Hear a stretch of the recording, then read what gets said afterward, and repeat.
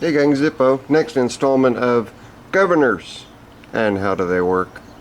This particular governor here, you'll notice it has the governor spring, the single governor spring that I was talking about all throughout the beginning of the governor series, but it has a secondary spring.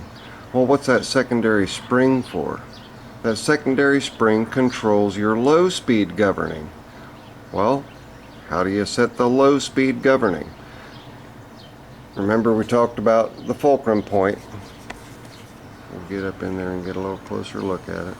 And it's designed just a little bit differently than the earlier motors. But you can see here that piece. Sorry, I'm gonna keep my hands out of the picture, I guess, because I still forgot to change the settings on the camera. Okay, I'm back. This time I remembered. Let's see if it worked.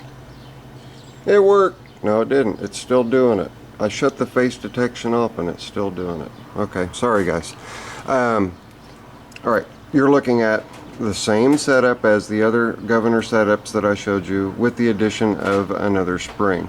And there's a little bit of a difference also. You can see that spring is connected right down here. There is another difference. The governor rod itself will have a riveted brass eyelet, and that riveted brass eyelet is what allows your low speed governing spring right here to float when you're in high speed. When you're in low speed govern with the engine at idle or just a little bit above, that spring comes into action and helps govern your low speed. The way that that is adjusted is actually a lot easier than adjusting the governor, let me pan back out, than adjusting the regular governor arm. It is simply done by setting your throttle cable in a correct position so that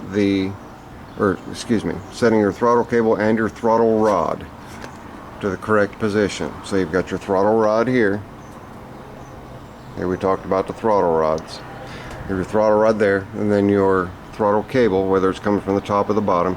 You have those set so that when you put the throttle down, your butterfly closes. When your butterfly closes, what you want to do, very simply, is use this rod, which is connected to the fulcrum with your springs. Alright, on the top of that rod you have an adjusting nut, 1/4 inch adjusting nut. You have one on top, one on bottom. Bottom's for your high speed, top's for your low speed. What you do, you adjust everything so that your throttle, let me pan back up, so your throttle rests completely down. And then you come up here and you tighten this down just until your throttle starts to come up just a little bit, roughly that much, and that will put spring tension at idle, mind you, on your low speed governing spring.